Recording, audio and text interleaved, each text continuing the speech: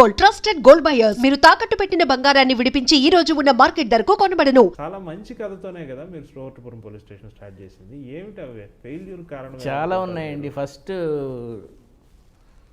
Songs అనేది నాకు నచ్చవండి సినిమాల్లో. కొంచెం అర్ధసత్య ఆ టైప్లో తీయాలని నా ఉద్దేశం. చిరంజీవితో ఫస్ట్ డే షూటింగ్ అయిపోయిన సాయంత్రం నేను చిరంజీవి అల్లు అరవింద్ కేఎస్ రామారావు కూర్చున్నప్పుడు నేను చేయలేను ఈ సినిమాను, ఐఎమ్ నాట్ అని దాదాపు బరస్ట్ అయిపోయాను. అప్పుడు అరవింద్ లేదు చేయగలవు, నువ్వు చేయని ధైర్యం ఇచ్చాడు. చిరంజీవి కూడా నువ్వు చేయగలవు అన్నాడు. అప్పుడు కంటిన్యూ చేశాను. అంతా హాఫ్ హార్టెడ్గా అయిపోయాను. క్లైమాక్స్ ఒకటి చాలా వీక్ పాయింట్, నిరోష ఒకటి చాలా మైనస్ పాయింట్. విజయశాంతి నిరోష దాంట్లో మీరు తీసిన నవలలు చాలా సినిమాలుగా తీశారు కదా, వాటిల్లో సినిమాలుగా తీసిన తర్వాత ఇది నేను డైరెక్ట్ చేస్తే బాగుండేది అని ఏమన్నా అనిపించిందండి ఎప్పుడైనా? అలా చెప్పలేను, కానీ ఇది నేనైతే చచ్చినా చేయలేను, ఎంత బాగా తీసాడు అనే పిక్చర్ చెప్పగలను. చెప్పండి. ముత్యమంత ముద్దు థ్రిల్లర్. నేనైతే చచ్చినా చేయలేనండి. పినిసిటి రవిరాజ మహానుభావుడు భలే తీసాడు పిక్చర్ మాత్రం. దానికి సత్యమూర్తి కూడా బాగా యాడ్ చేశాడు స్క్రీన్ ప్లే. మరి మీరు నవల రాసినాక దాని సినిమా తీసినాక వీళ్ళు మీన్స్ డైరెక్టర్లు ఖచ్చితంగా ఇది నా ఊహలో ఒక 80% వచ్చింది అని ఎప్పుడన్నా అనిపించిందా? లేదా నా ఊహ ఇలా కాదు దీన్ని అంటే మీకు పాత్రలు లొకేషన్లు అన్నీ మీకు మనసులో ముద్రితం అవుతూ ఉంటాయి కదా నవల రాసేప్పుడే, కథ రాసేప్పుడే. ఈ పాత్ర నేను ఊహించినట్టే ఉంది, ఈ ఈ ఈ ఈ యాంబియన్స్ నేను ఊహించినట్టే ఉంది, అట్లా బాగా దగ్గరగా వచ్చింది ఏంటి? 90% ఆఫ్ ఫిల్మ్స్ దాదాపు నేను అనుకున్నట్టు, ఎందుకంటే నేను షూటింగ్లో ఉండేవాడిని కాబట్టి. ఓకే. కానీ కొన్ని క్యారెక్టర్స్ అంటే తప్పదు కాబట్టి, ఇప్పుడు విజయశాంతి క్యారెక్టర్ ఒకటి ఉంది ఛాలెంజ్లో, చాలా డిగ్నిఫైడ్ క్యారెక్టర్ ఆవిడ కూడా ఇందువదన కొందరదన పాటలు ఇవన్నిటిలో యాక్ట్ చేసినప్పుడు ఆ క్యారెక్టర్ లాగా ఉండదు అది. ఓకే. అలా కాకుండా నేను అనుకున్నట్టు తీసి ఒక సూపర్ డూపర్ ఫ్లాప్ పిక్చర్ ఒకటి కూడా చేసాం, పేరు చెప్పను కానీ అది నేను అనుకున్నట్టే తీసాం. కోదండరాముడి పాపం ఏం చెప్తే అది విని ఇలాగే తీసాడు, నేనే డైలాగులు రాశాను, అంతా చేశాను. సూపర్ డూపర్ ఫ్లాప్ కాదు కానీ యావరేజ్గా పోయింది అది పిక్చర్, పేరు వద్దులేండి. సో నేను చెప్పినట్టు తీస్తే ఆడదుగా పిక్చరు, రైటర్ చెప్పినప్పుడు ఇప్పుడు. అందుకే మీరు చూడండి రైటర్స్ పిక్చర్స్ అన్నీ చాలా ఫెయిల్యూర్సే. మీరు మొత్తం మన తెలుగు ఇండస్ట్రీలో రైటర్స్ అందరూ డైరెక్టర్గా చేసిన పిక్చర్లు చూడండి, నాతో సహా. ఒక జంజాల్ ఒకటే, అతను కూడా స్టోరీ నావల్ రైటర్ కాదు కాబట్టి ఇంకో రకంగా వచ్చాడు.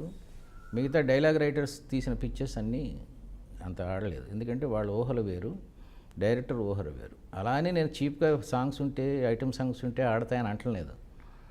Drama is drama, novel writing is novel writing.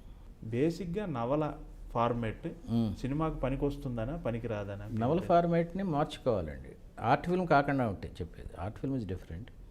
ఒక నవల్ని సినిమాటిక్గా మార్చడానికి స్క్రీన్ ప్లే రైటర్ ఉంటాడు, అది మళ్ళీ ఒక డిఫరెంట్ యాంగిల్ అండి. అంటే ఉదాహరణకి స్క్రీన్ ప్లే రైటర్ అంటే ఎవరో చాలామందికి తెలియదు. రైటర్ ఏం రాస్తాడు? కథ రాస్తాడు. కైక దశరథ మహారాజుని 14 సంవత్సరాలు రాముడిని పంపించు అడవికి అన్నప్పుడు దశరథుడు రాముడితో చెప్తే రాముడు సీతను తీసుకుని వెళ్ళిపోయాడు. ఇది కదా స్టోరీ. ఇప్పుడు స్క్రీన్ ప్లే రైటర్ ఎంటర్ అవుతాడండి. కైక దశరథ మహారాజుకి చెప్పినప్పుడు దశరథ మహారాజు రాముడిని తన గదికి పిలిపించుకున్నాడా, తను వెళ్ళాడు ఆ రాముడి దగ్గరికి, ఫస్ట్ పాయింట్. అక్కడ వెళ్ళినప్పుడు సీత పక్కన ఉందా, లక్ష్మణుడు ఉన్నాడా, కౌశల్య ఉందా, ఫస్ట్ ఎలా రియాక్ట్ అయింది, ఈ కౌశల్య వేషం వేసేది ఎవరు, పెద్ద ఆర్టిస్టా చిన్న ఆర్టిస్టా, ఆవిడకు క్లోజప్ పెడితే అసలు ఎక్స్ప్రెషన్ ఇస్తుందా, కొడుకుని 14 సంవత్సరాల అడవిలో పంపిస్తానంటే ఎక్స్ప్రెషన్ ఇచ్చే ఆర్టిస్ట్ ఉందా, అసలు ఇంతమంది ఆర్టిస్ట్ కాంబినేషన్లో ఒక్కొక్కటి రెమ్యునరేషన్ ఎంత, ఇంత కాంబినేషన్ కావాలా, దీనికి అక్కర్లేదా, ఇవన్నీ ఆలోచించేది screenplay writing. That's why I love screenplay writing rather than story writing. Okay, అర్థమైంది కదా. సీనిక్ ఆర్డర్ ఈజ్ డిఫరెంట్ అండి. స్క్రీన్ ప్లే చాలా బాగుంటుందండి. స్క్రీన్ ప్లే చాలామందికి స్క్రీన్ ప్లే అంటే చాలా చులకనైన అభిప్రాయం, ఏమైంది డైరెక్టరే వేసేసుకోవచ్చు కదా, అది కాదు. ఎవరింటికి ఎవడు రావాలి, ఎవడితో ఎవడు మాట్లాడాలి, ఎంతసేపు మాట్లాడాలి. నువ్వు సంపూర్ణ రామాయణం తీస్తూ అడవికి 14 సంవత్సరాలు వెళ్ళినది అరగంట తీస్తే ఎప్పుడు వెళ్ళాలి, ఎప్పుడు రావణాసురుని చేయాలి, ఇప్పుడు జటాయి ఉంటాడా లేదా, ఇవన్నీ తీసేస్తారా ఎడిటింగ్లో, ఇవన్నీ ఆలోచించుకోవాలండి. అదే సీతా కళ్యాణం తీసామనుకో, సీతా కళ్యాణం 15 నిమిషాలు చూపించవచ్చు పెళ్ళి, బాబు గారు చేసినట్టు. రాముడు నడుస్తుంటే నరుడే నడిచాడు నారాయణుడు, తన నీడ సైతము తనలాగే శోభిల్లా, ఇవన్నీ డీటెయిల్డ్గా తీసుకోవచ్చు. ఒక గంగావతరణం సాంగ్ తీయచ్చు. సంపూర్ణ రామాయణంలో అవన్నీ కుదరవు కదా, దిట్స్ బిగ్ స్టోరీ.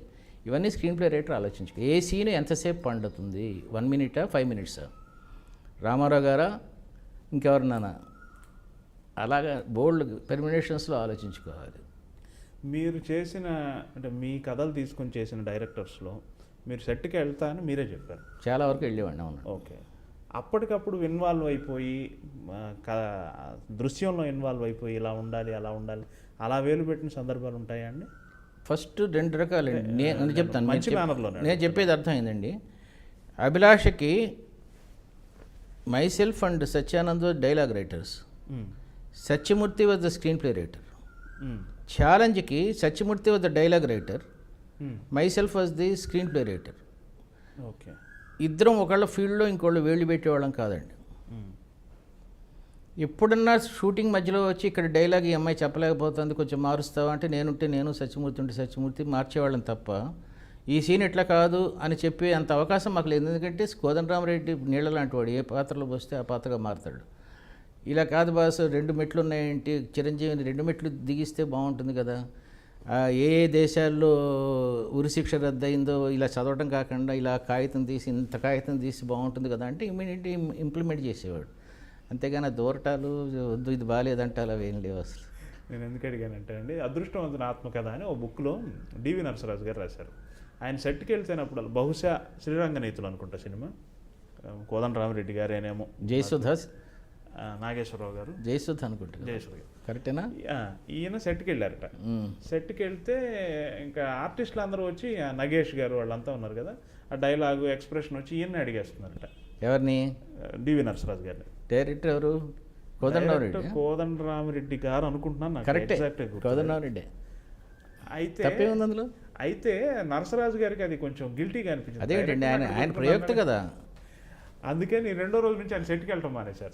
ఆయన రాసింది చెప్తున్నాను. కోదండరామరెడ్డి ఏదైనా ఫీల్ అయితే వెళ్ళకూడదు, కానీ కోదండరామరెడ్డి చాలా అమ్మ థ్యాంక్స్ బాస్ నువ్వు చేస్తున్నావు కదా నాకు ఇంకేంటంటే కూర్చుని రాకపోతే కోదండరామరెడ్డి చాలా హ్యాపీగా ఫీల్ అవుతాడు అలా ఎవరైనా చెప్తే.